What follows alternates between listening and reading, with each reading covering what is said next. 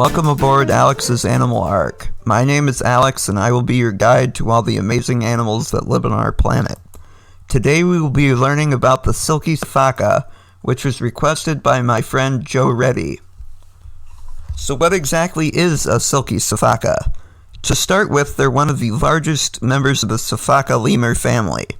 They get their name from a distinctive vocalization they have, and because their fur is long and silky.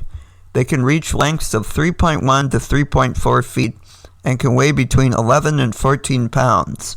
Nobody really knows for sure how long they can live in the wild, but scientists think it could be around 27 years if their lifespan is similar to another Sifaka species. Their head and body length alone is around 1.6 to 1.8 feet. Their body is covered in white, silky fur. Some individuals may develop silver gray or black tints on the crown of their heads, their backs, and their limbs. Also, the base of their tail can sometimes be yellow. Their face and ears are hairless and usually black in color. Their face starts out totally black in color, but as Silky Sifakas age, they lose pigmentation to varying degrees. This leads to several color variations: black, pink, or a mix of both. Their ears protrude above the fur of their head and are very cute.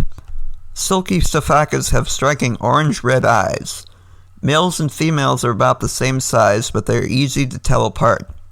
The males usually have a dark-colored patch on their chests, which occurs because they use a scent gland on their throat to mark their territory. This patch usually gets bigger during mating season. Their tail can reach lengths between 1.5 and 1.7 feet. So where can you find Silky Sifakas? Silky Sifakas are primarily found in the montane and mid-altitude rainforests of a small part of northeastern Madagascar. They're usually found in elevations between 2,300 feet and 6,152 feet, but there are small groups found in small pockets in the southern part of their range at an elevation of 980 feet. Their range is from Maro Antsetra in the south to Maro JJ National Park in the north. So what are some Silky Sifaka behaviors? Silky Sifakas are diurnal, which means they are active during the day. They are also arboreal, which means they spend most of their time in the trees. They travel between trees by vertical clinging and leaping, which allows them to leap about 20 feet between tree trunks. According to scientists, approximately 25% of their day is spent feeding, 44% is resting, and the remaining 16.8% is spent on social behaviors, traveling, and sleeping. Speaking of feeding, Silky Sifakas are primarily folivores. This means they mostly eat leaves and seeds as well as fruit and flowers. They will also sometimes eat dirt. They eat leaves from a wide variety of plant species, and females get feeding priority over the males. Silky Sifakas are found in groups of 2 to 9 individuals, and the social structure varies.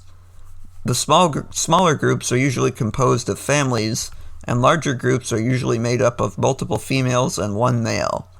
Male and females will usually leave their birth group and go find another group to live in. Communication occurs through vocalizations and scent markings.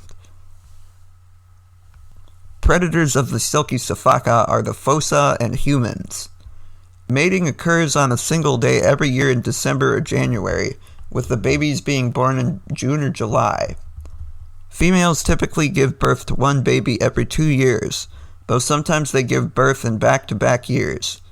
At first, the babies hold on to their mom's chest, but at about 4 weeks old, they start riding jockey style on the mother's back. All the group members interact with the baby and provide some care.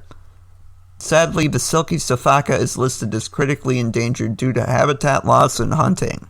Luckily, there are several organizations that are helping to preserve this species by working with the local people and creating a connection with young kids and teachers so that more people want to save this cool species. And now it's time for some fun facts. The Silky Sifaka was first described in 1871 by a French naturalist.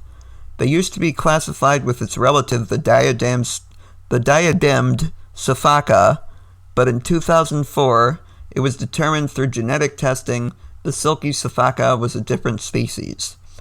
They are known as ghosts of the forest due to their white coloring and mysterious appearance. Zabumafu was a Sifaka, but a different species. Thank you for listening.